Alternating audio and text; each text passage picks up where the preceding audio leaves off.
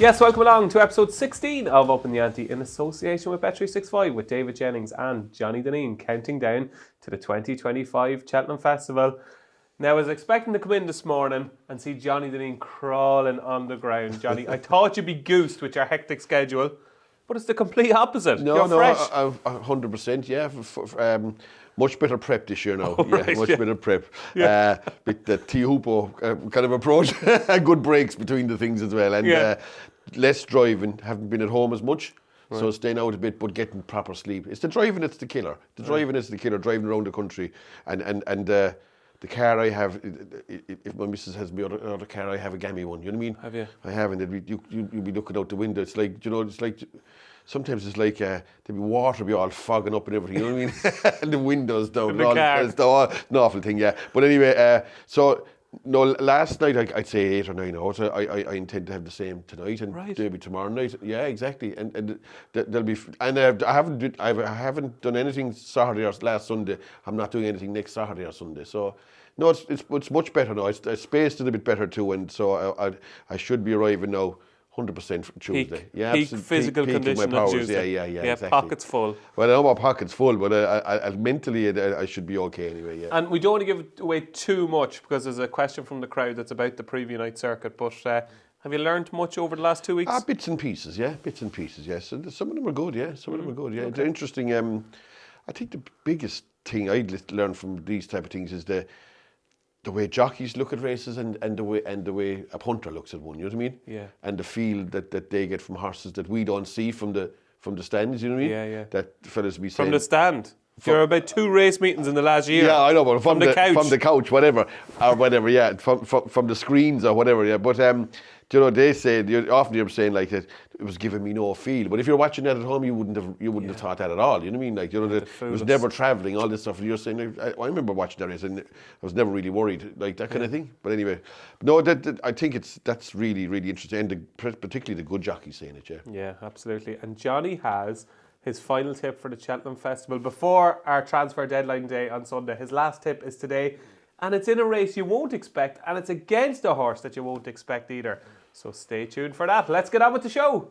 So let's kick off with Johnny's week in review. Let's find out if he won or lost over the last 7 days. Up or down? Yeah, I'd say not much in it. I was having a reasonably good week, but it went a bit haywire at the finish. Saturday, Sunday, I lost both of those 2 days anyway. I was winning a few quid all the week, but it gave it back steadily in it. But I'd say there was no huge damage either way now. I might even have won something, but there's little or nothing in it. Okay, so a marginal gain. Whatever, yeah. It's only marginal. Okay, marginal. That's all right. It's better than nothing. Johnny, you'll take anything you get. Yeah. What was your best result? My best result was probably, I think it was Friday.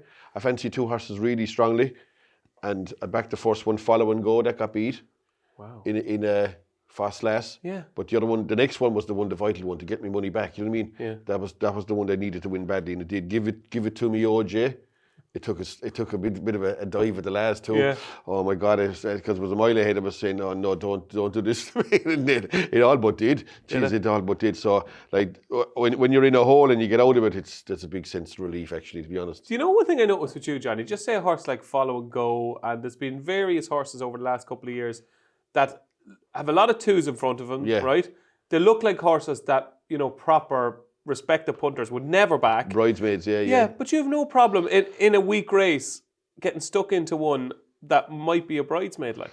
Yeah, I just think she's no good. She's limited. She's rated 106. I want her to, she's running against a horse called Dexterity that has one run and then a bad run. I'm guessing she's going to be in front, which she was. She did everything right. The girl rode it perfectly. It's no good and wasn't good enough. It's percentage call, in my opinion, by a mile. I backed her at probably, what number she was about? Was she 4 to 5 or something? 4 to 5, 8 to 11.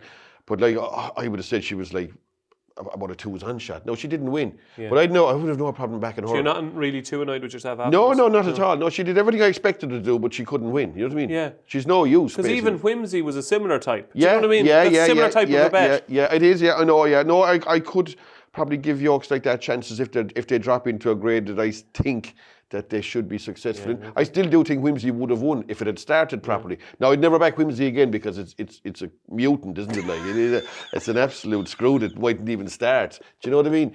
But like, I know Follow and Go is a very ordinary horse too, to be fair. But she's not ungenuine at the same time. I mean, like Whimsy's out of the question now. You can't be backing horses that mightn't start anyway.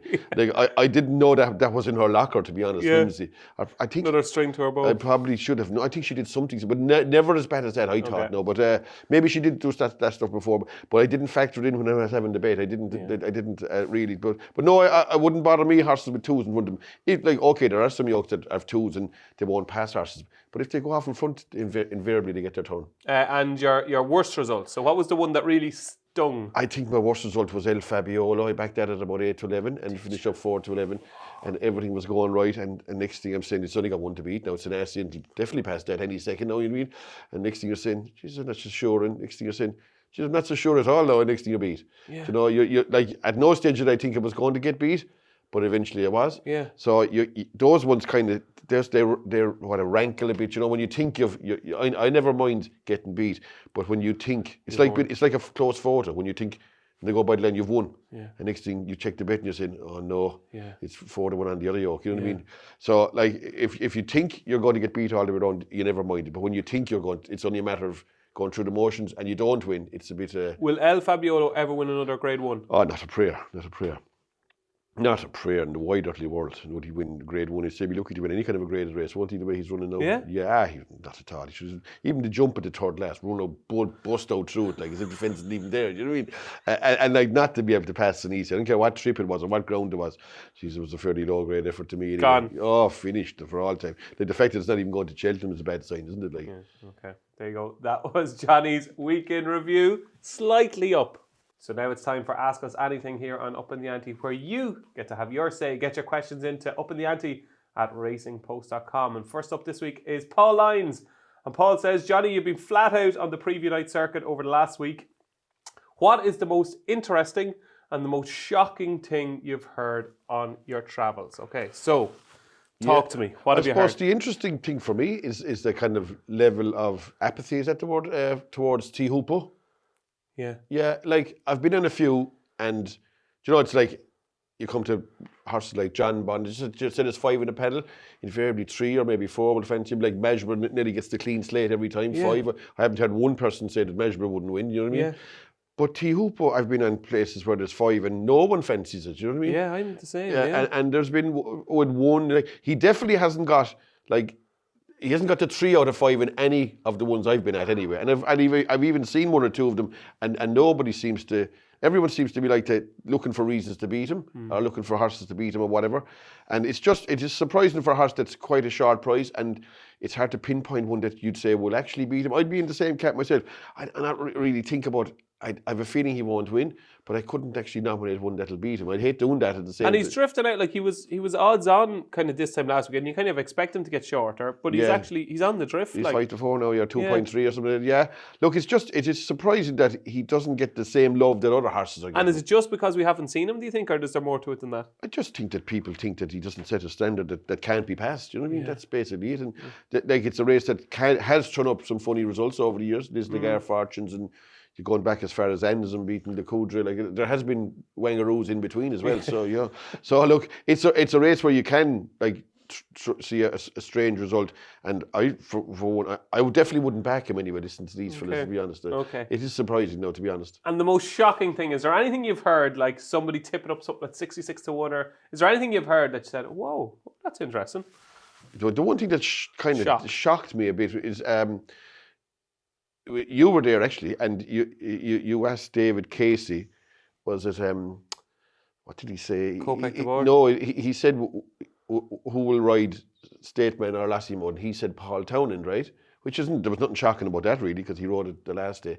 And I think you said the words were, which one would you ride?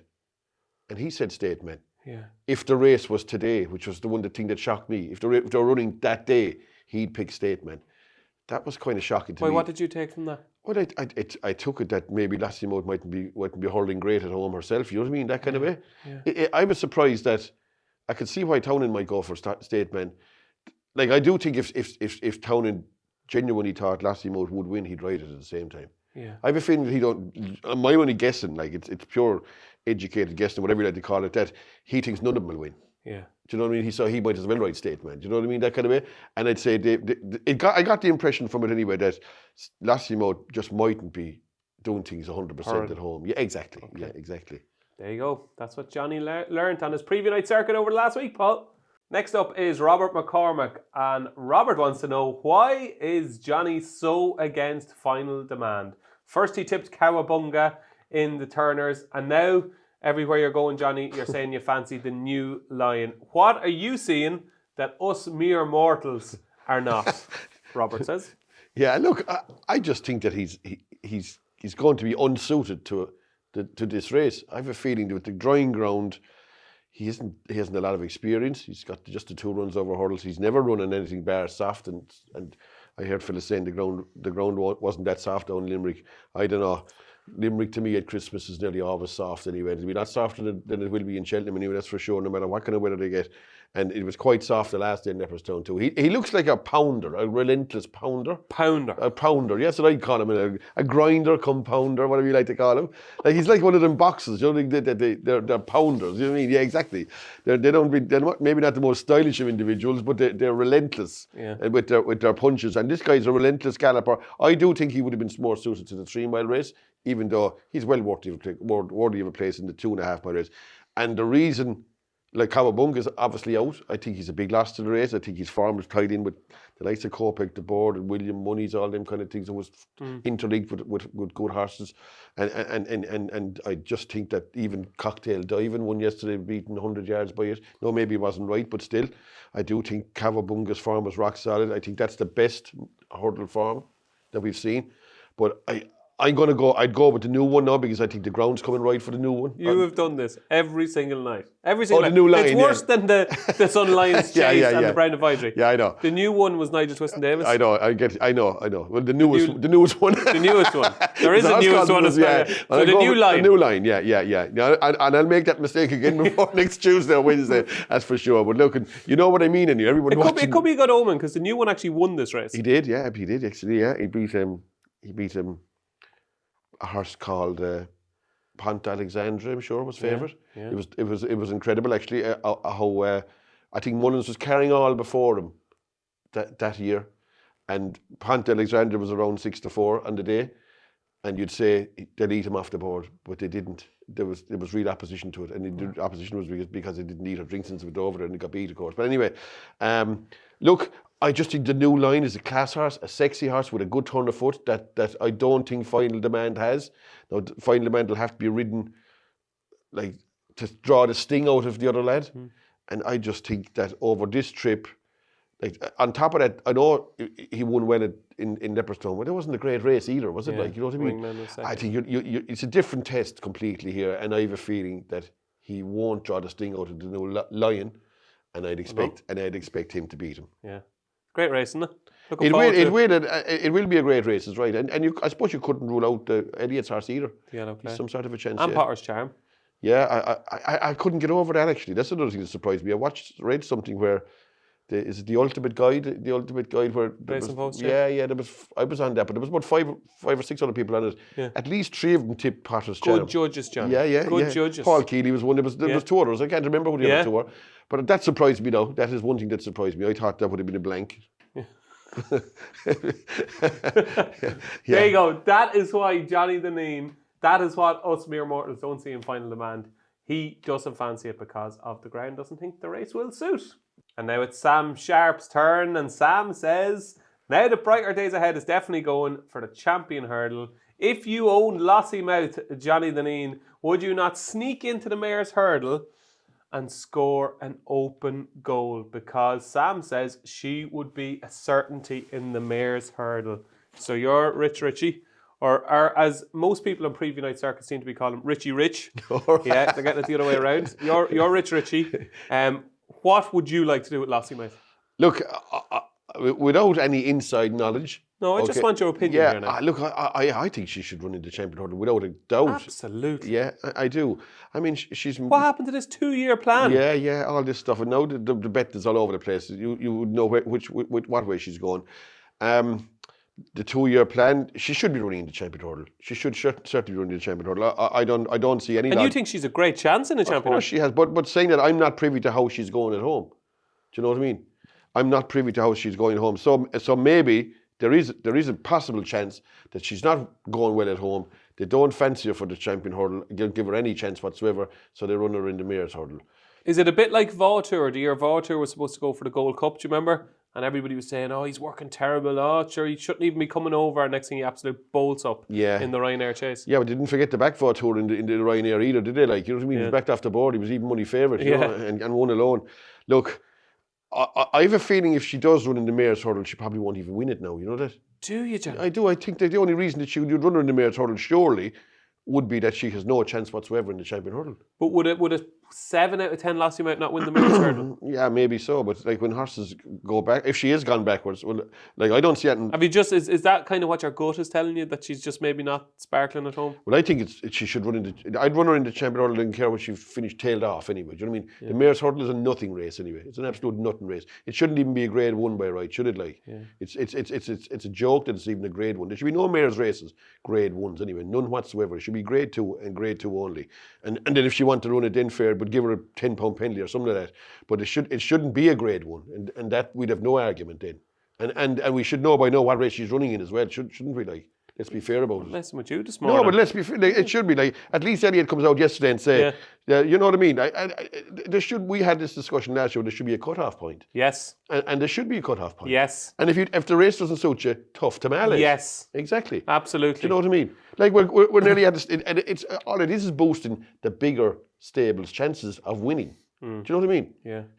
We're nearly going to be at a stage now where Copic, the board, is running in the 2-mile race, and he comes up and he's all sweating and he say, hey, we'll withdraw, we'll run in tomorrow instead. Do you know what I mean? Like, it's a joke, isn't it? Like, I mean, that you can change your mind that late. Yeah. It's a farce is what it is. And I think we should know by now what race she's in to allow a build-up for the bloody thing anyway. Yeah. And I think it'll make a big difference to the race too. Well, that's what I wrote a column on Saturday. I said the likes of there's 2 horses. One of them is Springwell Bay, who was entered in 6 races. Yeah, in Cheltenham. another joke. 6 races. Yeah, a joke. Like how? Like you're building up to one of the biggest week of the year. Yeah. And you're coming to these races. You say, well, sure, I don't know what race it's in. It's in here and it's in there, and it might go here, and it might go Wednesday, it might go Thursday, it might go Tuesday. It's a farce. It's what that is. There's no handicapper should have any more than 2 options, and for sure. Well said, Johnny. Absolutely. Yeah. And there's no horse should have any more than 1 option in graded company anyway, in my opinion. So to come back to Lossiemouth then, where do you think she'll run? I've no idea where she'll run, but she should definitely run in the champion hurdle, win, lose, or tailed off. Absolutely. I think anyway, yeah. Well said, Johnny Dineen. Lossiemouth, you've got to go for the champion hurdle. It's a 2-year plan. And finally, Michael Nealon wants to know, what is the biggest joke of a price at this year's Cheltenham Festival? The one horse that Johnny can't wait to lay on the day.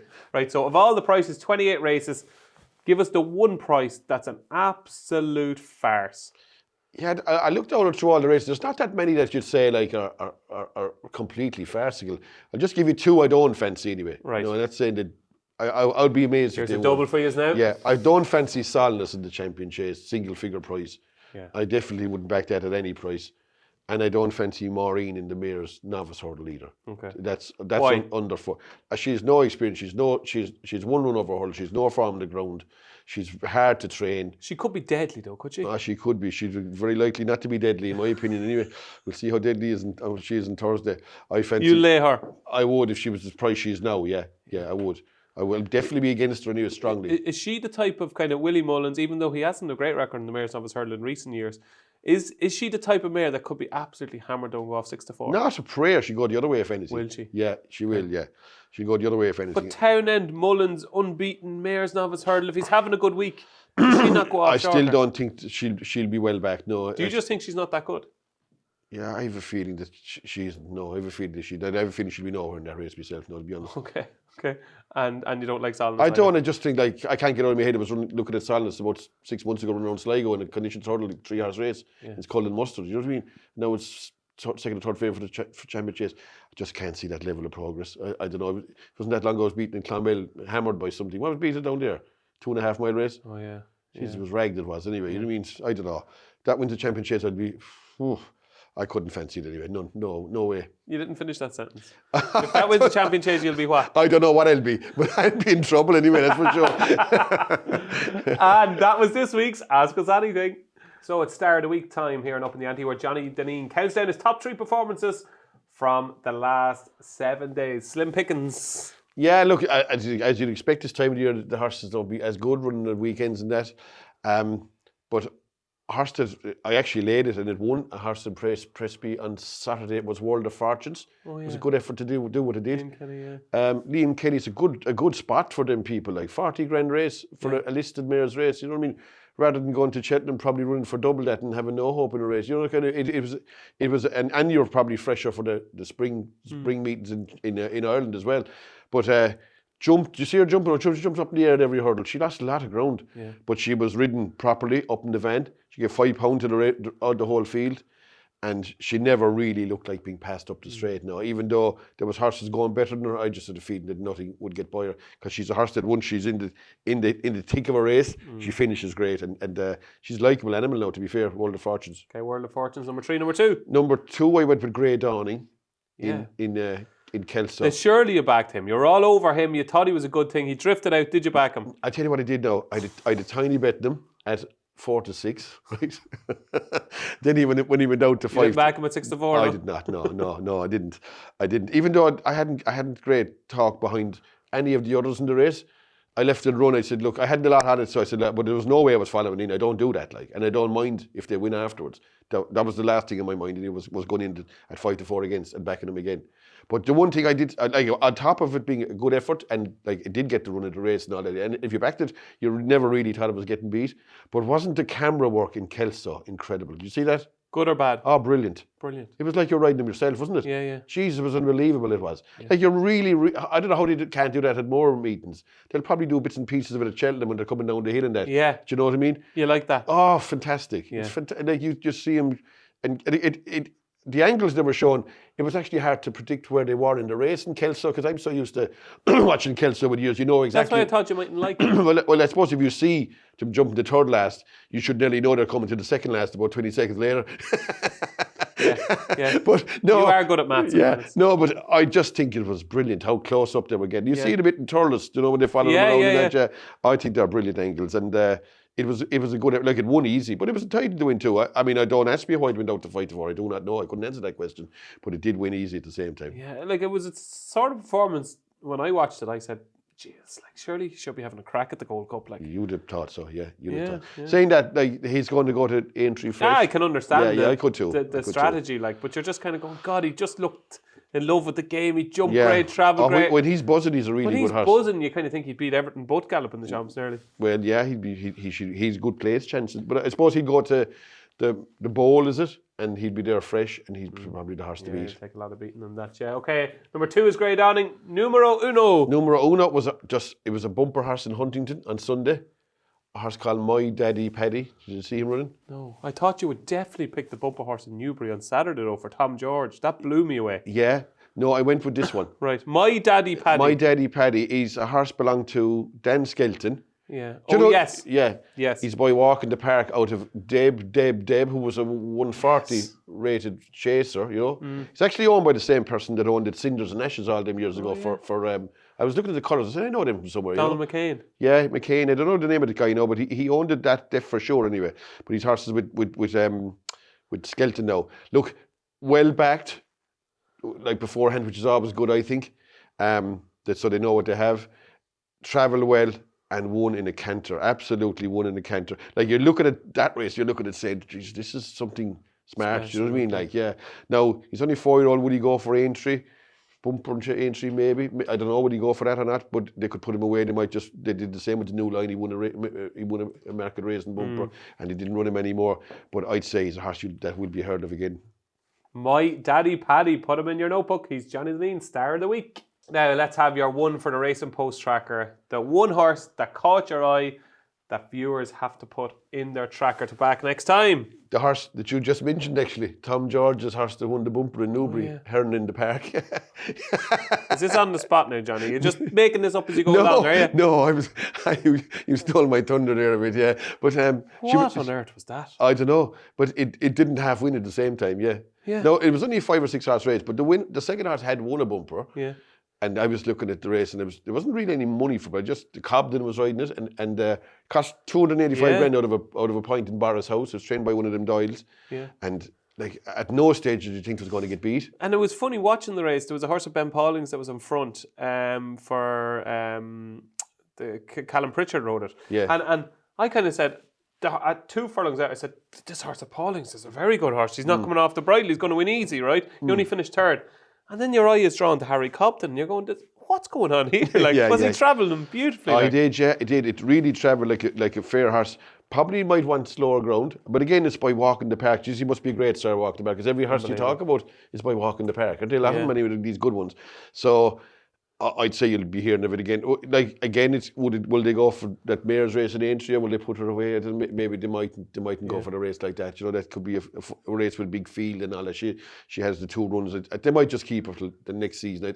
I wouldn't be sure what they do with her, but I'd say she's going to be something that we'll be hearing about. Yeah, absolutely. I was blown away as well. There you go. That's Johnny Dineen's one for the Racing Post tracker. Do you want over £2,000 in Cheltenham free bets? Visit racingpost.com/free bets, the ultimate hub for betting offers. Racing Post. Stay ahead of the field. Now let's hear about Johnny's never ordinary moment. The one moment in the last week where he went wow. And I have a feeling it's the same moment where I went wow, you went wow, and everybody in the world went wow. Because I don't think I've seen anything quite as extraordinary in a racetrack. And he is, of course, the love of your life. Yeah. Take it away. I don't even know if it is, but I presume it is. It is. I mean, it would have been remiss. Is that the word? That's not to put it in. It's just another one of the lists of miracles that Sean Bourne has performed in this season. This is probably nearly the best of the lot. So if you haven't seen it yet, go back, look at Booster Bob at Newbury in the Great One Gold Cup on Saturday. Like, I actually presumed he had been pulled up there at one stage. Like, yeah, and you know what? I was actually giving it a bit of a chance. I was going to have something on it, and I was saying early on, I was saying, "Geez, look at the state of Booster Bob. Look at that trying to run." And at one stage, halfway through the race, I looked down and you could lay it at 360. You didn't? I didn't know, but it crossed my mind. But it's only a tenner there. I said, that could be bothered, do you know what I mean? And I left it off anyway. And the next thing I read afterwards, where it was matched at 880 or something. 880. But if that was matched at 880, what do you have to be matched at 1,000? Yeah. Do you know what I mean? Like 1,000, like. But there was a winner. Jordan Gameford rode a winner at Leopardstown on Monday that was matched at 1,000. Yeah, I wouldn't take any notes of that, but Birmingham, Alabama. Yeah, but like this thing was, if there was such a thing as 10,000, it should have been. You'd imagine not a mind, not a mind, and not reaching the 1,000. I don't know, but it was unbelievable. I never even saw it coming until about maybe 50 yards before the last. You see this thing coming, yeah, and you're saying, Jesus Christ, what's going on here? You know, next thing. Here it is coming. And once it had reached the last, you'd know it was going to win. You know, do you think he definitely went around the back straight the second time? Do you think he cut across, huh? I don't know. Remember that in training years ago? You'd be training under floodlights, and the floodlights would be desperate. Okay. You'd be doing laps and laps, and you'd stop for one lap, shoot across, and join the lads. It was something like that. They used to, that was point to points years ago. They used to go for the first circuit, then go behind the bush, take a break for the second circuit, and come out again for the third one. But it was like that. It was like he genuinely just joined in coming into the last. Yeah, it was. It's how he's able to get runs out of horses like that seem to be doing 1,000,000 miles an hour. So, and a lot of jockeys would have just given up. You'd imagine so, yeah, you'd imagine so. But it was superhuman effort. Now, I seen one in Ute-Oxeter that was up there with it earlier on in the year, but this probably nearly surpassed it even. So this is your top Sean Bourne moment? Well, I think it is. But the thing I like about Sean Bourne is not those rides. I think about like is when he's in the periphery of in a finish, if you're on him, you know you're going to win more than likely. Do you know what I mean? Yeah. He's like an assassin coming. Do you know what I mean? Isn't he? Yeah. Do you know? It's like one of those films where you fella knocks on the door. Do you know? And you look through the keyhole and your man just boom. Ever see those films though? When your man he's coming out the hotel room, he looks through who's there next thing, boom. You know that you're in trouble when you see your man's Give finger. us that boom once more. Boom. I actually hope Sean Bowen watches the show, and if he does watch the show, he's going to have to bring you out for dinner sometime, right? Because you, from the start of the series to now, have just been having a loving with Sean Bowen. But I just think he's a brilliant writer. I mean, you must have won a fair few quid over him during the year. His fellas, if you're backing skinny ones, invariably the better jockeys are on them. So you kind of gravitate towards those lads, and you will like. If I don't fancy a favourite, and I even got caught with one of them the other night. Who was it? Russell Ryan or something like that. Like, if I don't really fancy a favourite, oh no, I didn't. Colin Keane I got caught with. Sorry, not Russell Ryan. I got caught with Russell Ryan too. Sorry, but definitely Colin Keane. But I'm not laying Colin Keane no more either. And I don't lay Sean Bowen either. You know what I mean? Right, They're just too good. Yeah, they win races they shouldn't. Just the difference. And same with Cobden as well. I mean, there's loads of jockeys that probably won't win the races that these guys win, in my opinion, anyway. So that's for that reason that I like him. I like backing him, and I don't like opposing him. Yep. Sean, if you're watching, give him a call. He'll meet you for dinner some night. That was Johnny Dineen's Never Ordinary Moment. Now it's time for Johnny's midweek treat. 8 out of 15. The run kind of ended last week with jackpot cash.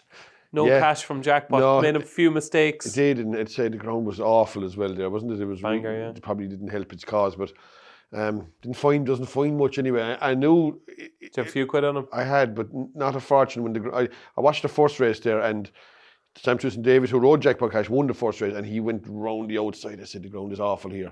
Like Bangor, because I was actually in Wales that morning. It was lashing out the heavens. Oh, yeah.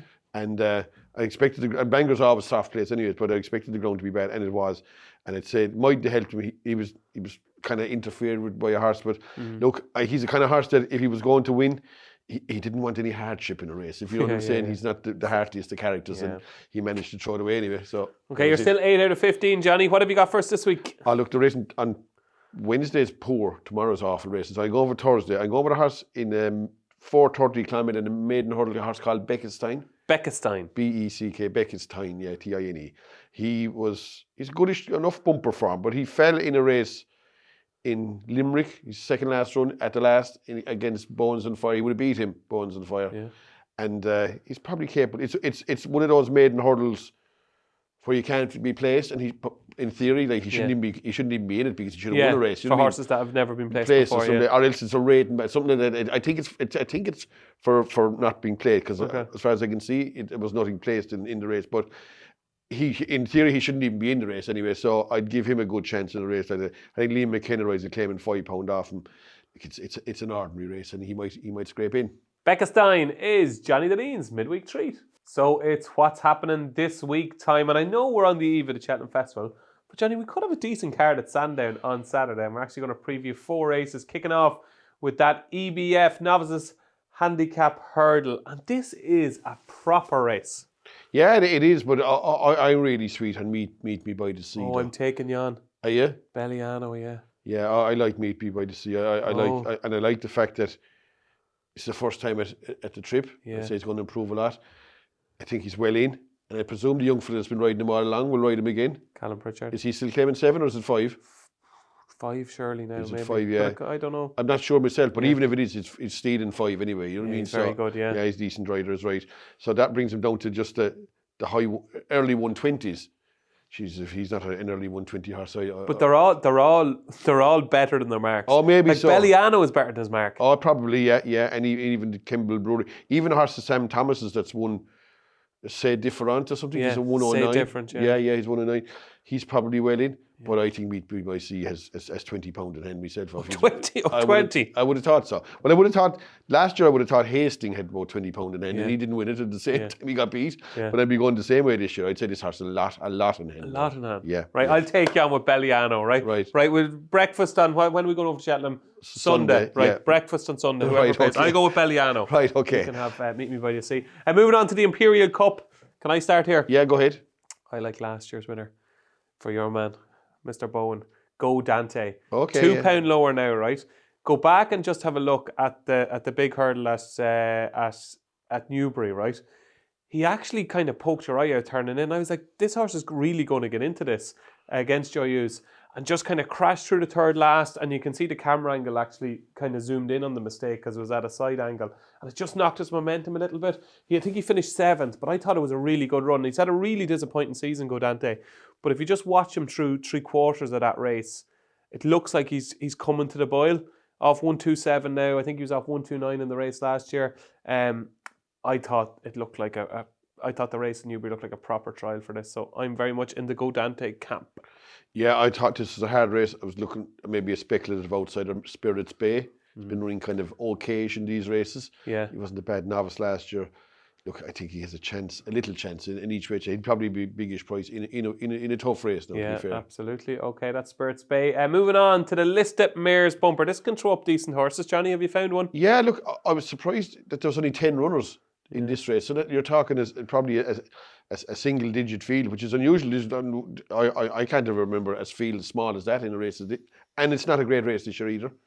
I think Charisma Cat will probably win it. Yeah, I thought so too. It's buying a 10. It's not guaranteed to go on send-down ground, though. Do you know what I mean? It's just always a bit of a worry. I thought she was the best horse in the race. She should be 3 from 3, yeah. She should be 3 from 3. I think she'll probably win it, but you'd still kind of keep an eye on the ground because I'd expect her to be quite short in this race. This is nowhere near as good a race as other years, and there's plenty of horses that have absolutely no chance. There's only 10 declared, so it'll probably be a small field. She won't be a great price, but you'd still have to keep an eye on. If it's really tacky stuff, yeah, I don't know. Maybe you might be a best leave her off, but I'd expect her to be short at the same time. Charisma Cat, I thought would take plenty of beating. And finally, the 3 mile handicap chase. I thought Ho Jolie Smoke, previous course winner, back down to 3 miles. I think he could be just a Sandown horse. He'll do for me, Ho Jolie Smoke. Yeah, I thought this is very much like a veteran's chase, isn't it? Yeah. It's like if any of these were any good, they'd be probably even running in the Ultima or something like that. You know what I mean? It's a nice pot though. It is a big pot, yeah. And I don't know whether it's 1, 3, 5. The horse of Sam Thomas's that hadn't run in 2 years. What's it called again? Comanche something. I don't know. You're hitting me with a question. Now. I don't know the answer. It's like the Comanche Dory or something like that. It won a novice chase against Butch in Carlisle there lately. Oh yeah. Yeah, I know the horse you're on about. Yeah. It hadn't run in 2 years, and then it won a novice. Yeah. Now it's only one run over fences, and it's running off 1, 3, 5. I'd say there's a chance it could be better than 1, 3, 5. Well, I just remember watching that race against Butch at Carlisle, and you kind of think the whole way Butch will definitely win, and even that horse made a mistake, I think, at the second last. Did actually, and he still got back up to win. Yeah.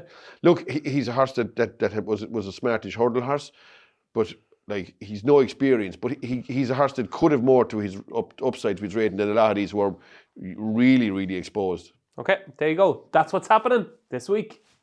It's almost Cheltenham Eve.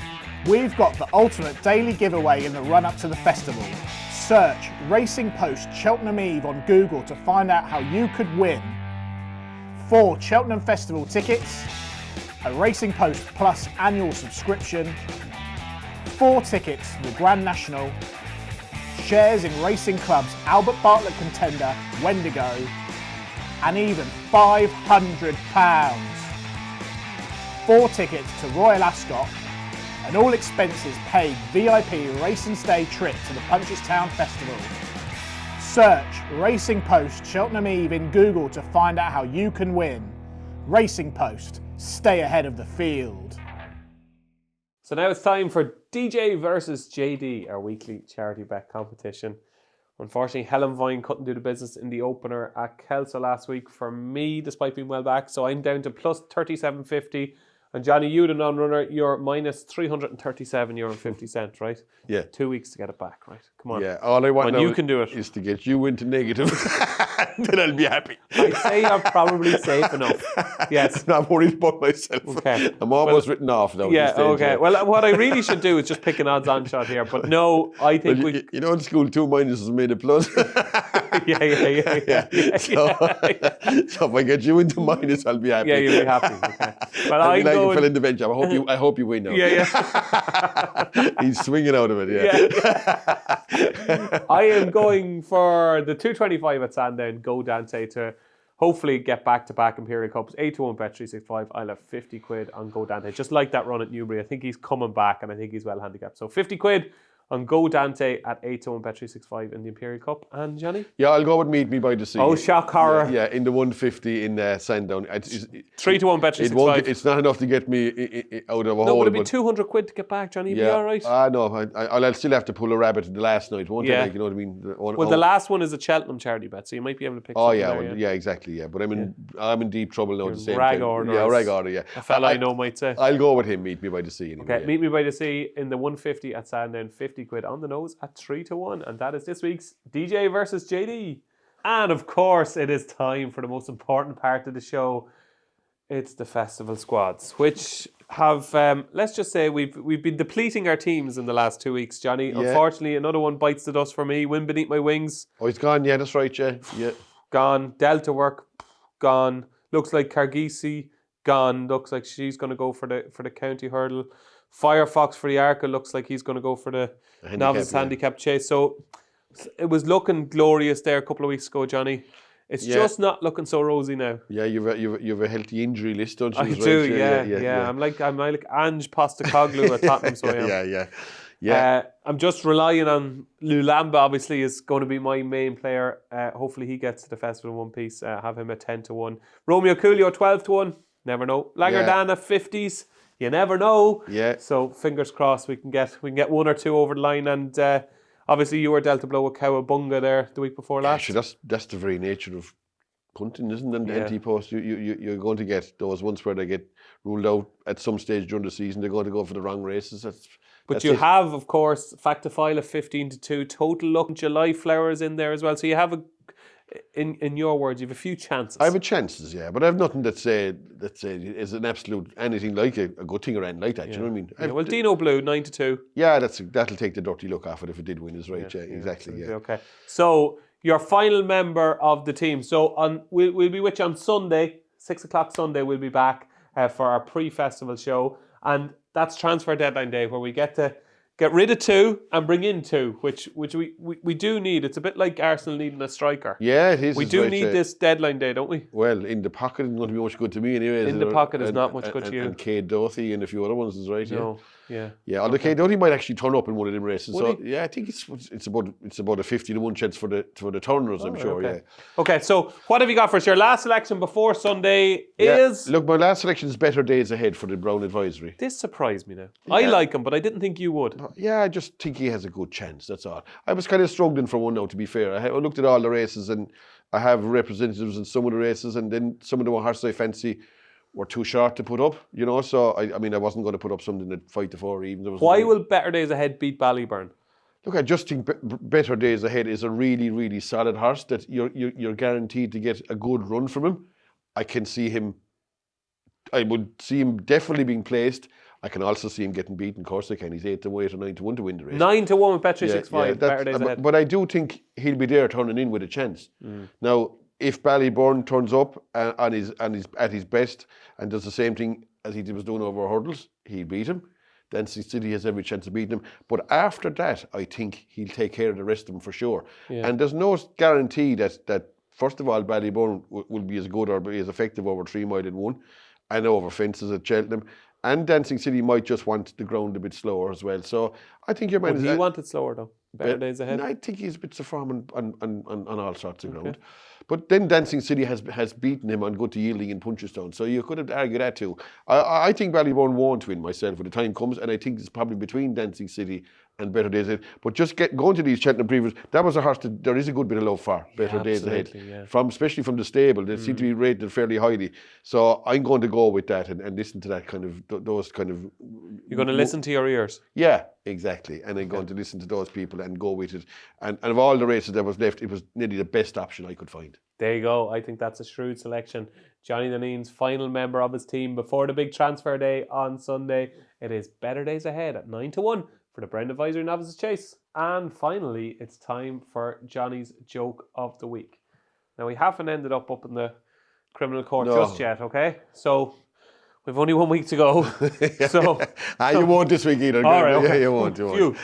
Okay, so what is Johnny Dineen's joke of the week this week? It was something that when I'm doing one of those previews, I heard Ruby Walsh saying, so I'm going to steal his... Oh, plagiarism. Yeah, absolutely. That's the word I'm looking for, plagiarism. He said, and I agree with him actually, that there should be a uniform gap between Cheltenham, Aintree and Punchestown of maybe 4 weeks. So 4 and 4. And 4, yeah, exactly. So what are you going to do then? So you start Cheltenham on whatever week it is, the 9th or 10th of March. Right. Aintree's 4 weeks later. So that's the 9th or 10th of April. Yeah, and the other one is the 9th or 10th of May. So you're having Punchestown the 9th or 10th of May? Yeah, because I think they produce good to soft ground no matter what. Most of it is probably manufactured anyway. Plus, we're as likely to have rain in May as we are in October. You know what I mean? Yeah. But I just think that sometimes you see this gap between, particularly Cheltenham and Aintree, like could be 2.5 weeks some years, and then it's other years it is the 4 weeks, and it varies and all that kind of stuff because of Easter. Just forget about Fairy House. That wouldn't even come into consideration, I don't think. But I think a horse should particularly at the lower distances, should be able to do the treble, should be able to do 2 mile race and maybe whatever. Okay, maybe 3 mile races take a bit longer to get over. Yeah. But I definitely think anyway, a horse should be able to run in Cheltenham and Aintree. Particularly, So the likes of Mystical Power almost did the treble last year. yeah, but not many do it. And I think Sprinter Sacre did it. did Firefox do the treble? He did the 3, yeah. But he didn't win the 3. You know what I mean? No, he didn't win any of them. Did he not? No, he didn't win any of them. Did he not? No. No, he was 3rd in the Supreme. He was 2nd at Aintree, and he was 2nd at Punchestown. All right. Mystical okay. Power almost did. He was 2nd in the Supreme. Okay. Won at Aintree and won at Sprinter Punchestown. did the treble 1 year and won the treble, didn't he? He did. He did, yeah. And But so did On the Fringe, I think. did he? Yeah. And It's on the Line almost did it. But it's a rarity, though, isn't it? Yeah, it is. But I just think there should be definitely uniform gaps anyway. Maybe if you don't want to do the treble, it's a bit like the Triple Crown in America. You know what I mean? There should be the gaps that allow you to do at least 2 of them properly anyway. Like I think for an English guy with a horse with an English, he'd like to do Cheltenham and Aintree, wouldn't he? Yeah. I think they would anyway. And Irish probably would like Cheltenham, maybe Punchestown. There's probably no problem doing the gap between Cheltenham and Punchestown.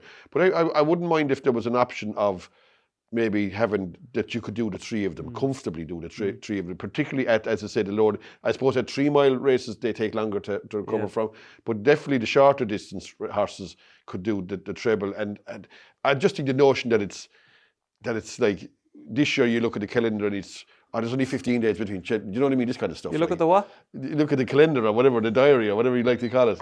What are you laughing at? Calendar. Yeah, calendar, yeah. What's so funny about that? Calendar. Yeah, calendar, yeah. That's just You say calendar. Yeah. Is that how you pronounce it? Yeah, I think so. That's Calendar. Yeah. yeah. Well, It wasn't even a mispronunciation. That's actually how you say it. Yeah, calendar, yeah.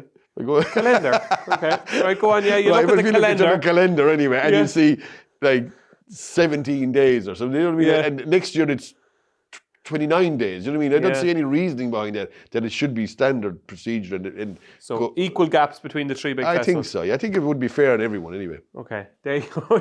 Johnny's joke of the week. It is there should be exactly the same time between Cheltenham, Aintree and Punchestown. 4 weeks in the calendar, yeah. 4 weeks between them all in the calendar. So that's it, folks. That's it for episode 16 of Upping The Ante. But they'll be sick of us, Johnny. They'll be absolutely. I'd say they're sick of me already, but they'll be sick of both of us, I'd say, because we'll be back Thursday. Yeah. Our special preview show with Gary O'Brien will be live at 6 o'clock on Thursday, where all 28 races. We usually try and get it done within an hour. I usually fail spectacularly to get it done within an hour, but we'll do our best. All 28 races, we'll have a selection from Gary and Johnny on those 28 races. And then we'll be back with you on Sunday with our pre-festival preview show, the final one before the big show gets underway. And we'll have our 2 transfers at 6 o'clock on Sunday. And it will be live from the Cotswolds as well. So, busy week, Johnny. Yeah, absolutely. Yeah. No, it won't be long coming around. Your voice is holding up remarkably well. No, fine. I told you, as I said, much better prep. Like Ronaldo, no, he's 1.5 hour naps a day. Did you know that? Ronaldo? Yeah, the soccer player. He is 6 1.5 hour naps a day. a day. Yeah, and I don't have 6 though, but I have a couple though at the same time. I'd have 2. Would you? I would, yeah. Would you sleep during the day? I would. I could miss winners and everything over it, yeah. Would you fall asleep? I would, yeah. But do you get into the pyjamas and get into bed, or do you sleep on the couch? throw myself down the bed, yeah. Would you get into the bed rather than the couch? On it. On the bed? On the bed, yeah. Not under the covers? Oh, I wouldn't go under the cover, no. I wouldn't. I'd be putting on my clothes on and off every 5 minutes at that range. Do you know what I mean? No, I'd sleep, I'd go up on the couch or on the bed, put on the telly and next thing, bang, gone. Bang, gone. Yeah, I could wake up. And would you not be afraid you'd sleep for 6 hours and wouldn't wake up? No, you'd never do that. No, I wouldn't. Not in the middle of the day, I wouldn't. I would at night, but not in the middle of the day. No. Okay. You like your sleep? I would, yeah. I'd catch a few Z's here and there, yeah. I've perfected the art of sleeping anywhere, like planes, trains, cars, Automobiles? Yeah. anything like that. I could sleep anywhere now. Anywhere, standing up. Almost, yeah. I could, yeah. The only thing I don't be doing is sleeping and driving the car. But if I was in the passenger seat or in the back seat, gone. Planes, gone. The minute I go into one, gone. Gone. Yeah, and if it doesn't matter if it's 1 hour or 3 hours, I wouldn't wake up and just let the little ends. Right. Okay, there we go. That's Johnny Dineen on his sleep pattern. So as I said, we'll be back with you on Thursday at 6 o'clock with Gary O'Brien. Oh, that horse, I just thought of his name is Showman Uchi. Remember the horse that, We've mentioned him 2,000 Yeah, the horse horses. that I said for that Great Wood Gold. Remember the veterans that belonged to Sam Thomas? Oh, for the race in Sandown Yeah, on I couldn't Saturday. think of his name. I was calling What's his him. I name? was Showman Uchi. I was calling him Kamuchi something. I don't know what I was calling him. Showmanucci. Okay, There you go. Johnny woke up from his sleep and remembered the name. So 6 o'clock, Gary O'Brien on Thursday, and then 6 o'clock on Sunday, our final show before the Cheltenham Festival, where we'll be previewing all the action on Tuesday. But until then, this has been episode 16 of Upping The Ante. I've been David Jennings. He's been Johnny Dineen. Thanks for watching.